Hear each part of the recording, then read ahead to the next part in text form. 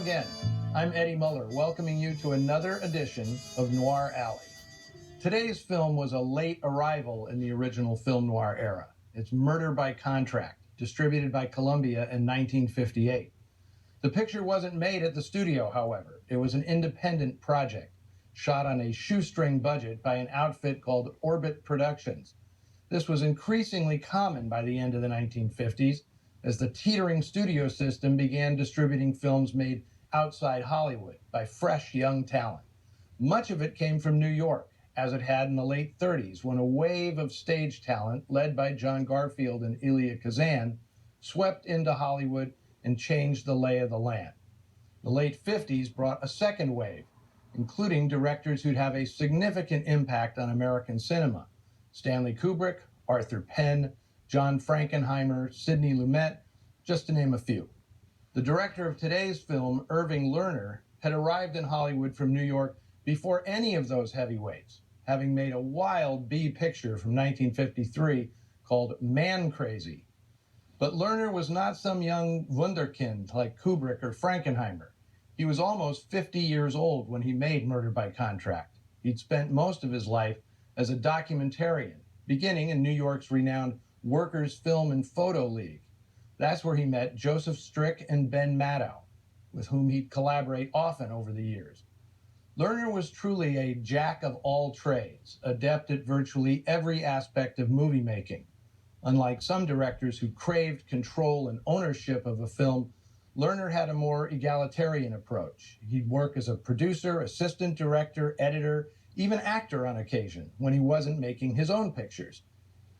Although the screenplay credit for Murder by Contract goes to Ben Simcoe, a writer who had very few credits at this point and wouldn't have many more, it's generally believed that the final script was written by Lerner's fellow documentarian Ben Maddow, who in 1950 had written the Oscar-nominated script for The Asphalt Jungle, among other films. After being blacklisted, Maddow wrote a number of notable films in the 50s without any screen credit, including The Wild One, Men in War, God's Little Acre, and the film you're about to see. Vince Edwards, another New York talent, plays a young man known only as Claude. This guy has an insatiable urge to get ahead, so he can buy a nice house and all the material things that will make him a success. His fast track to the American dream is murder. Claude has endless ways of rationalizing how being a hired killer isn't all that different than any other high-risk, high-reward job. What makes Murder by Contract unique is its spare style and off-kilter tone. It was shot in 7 days on a minuscule budget, but the direction and editing and the cinematography of Hollywood veteran Lucien Ballard shows a rigor that's rare for low-budget films of this era. The film refuses to follow the typical conventions of a genre thriller. It's elliptical, focusing more on Claude killing time rather than his targets. His handlers, played by Phil Pine and Herschel Bernardi, are comedic foils for Claude's cool cat philosophical musings. Another one-of-a-kind aspect of this film is its score by Perry Botkin, who was Bing Crosby's guitarist for almost 20 years, among many other musical accomplishments. It consists of nothing but a solo guitar, pretty much playing variations on a single riff.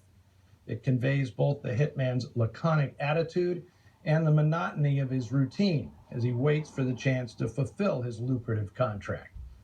Martin Scorsese has cited this film as having a major influence on his filmmaking style. Well, see what you think. From 1958, here is filmmaking stripped to the bare essentials. Here is Murder by Contract.